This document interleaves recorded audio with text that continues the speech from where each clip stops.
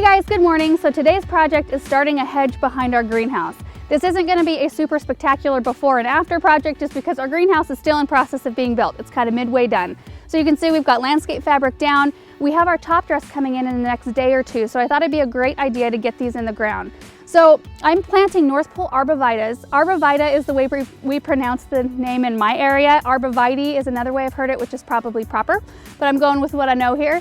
So this is a perfect evergreen for this area because I've only got 12 feet from the back of the greenhouse to the fence. And these grow 10 to 15 feet tall and only 3 to 5 feet wide. And finding evergreens that are narrow for a hedge or a privacy screen is really, it's few and far between to find evergreens that'll do that. So the main goal of this video, what I really wanted to talk to you guys about was this plant, because maybe you have a small area in your garden where you want a hedge and you haven't been able to really decide on something that stays narrow enough that gives you that nice screen. So let me talk to you a little bit about spacing. So I actually have 36 feet here from the corner of the fence to our wood pile, and I eventually want the whole thing filled up with these. I only have 5 on hand, so I'm just getting started. So what I'm going to do, since these grow 3 to 5 feet wide, I'm going to be placing them about every 3.5 feet because I do want it to be a tight hedge. So I just wanted to touch on that a little bit. If you go to 5 feet, they'll just kind of barely touch. If you go further than that, it'll be more of an accent evergreen. But I wouldn't go any closer than 3 feet.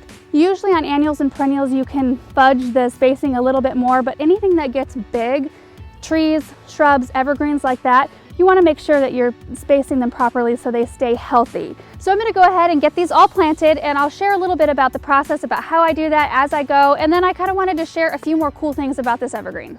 So first I'll cut an X in the landscape fabric, making sure that the center of my X is right where I want the center of my plant to go. Then I'll pull back the flaps, tucking them under so they're out of my way. Then I'll dig the holes, making sure they're about the same depth as the can that the plant is in, but about twice as wide. Now I'm going to plant, making sure to rough up the root system just a bit if needed. You can tell if a root system needs to be roughed up if the roots are circling around the outside of the can and you see more roots than you do soil.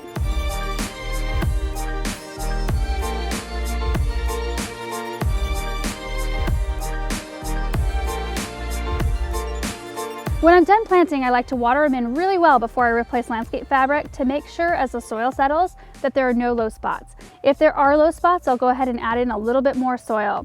Now it's hard to say depending on your type of soil and what time of year you're planting how much you need to water them in, so just use your best judgment. I just like to fully saturate the soil around the root ball. When it looks good, I pull the landscape fabric back around the top of the plant and I'm done.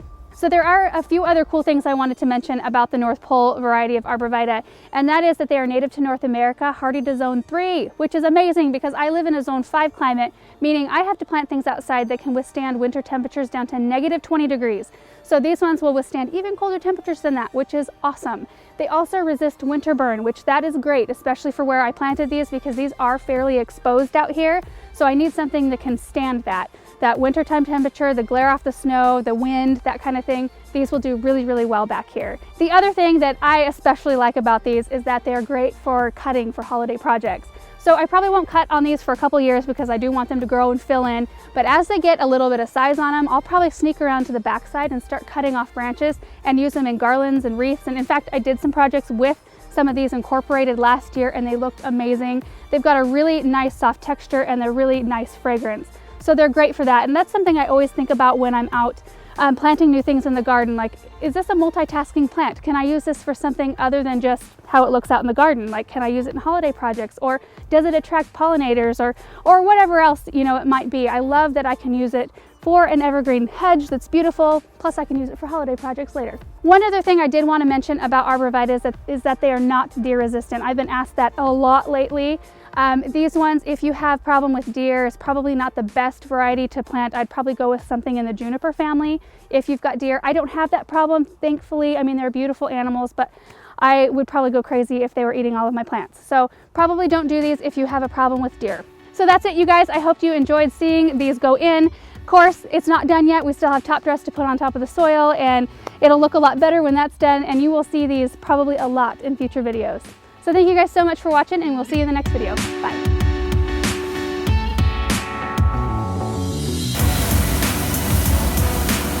We just got our first load of gravel in and spread out. I think they needed to go get a little bit more to finish the side here and then the very end. But I am so excited. It looks so much nicer than dirt and then landscape fabric. So I'm really excited for this thing to be done. It's looking so great.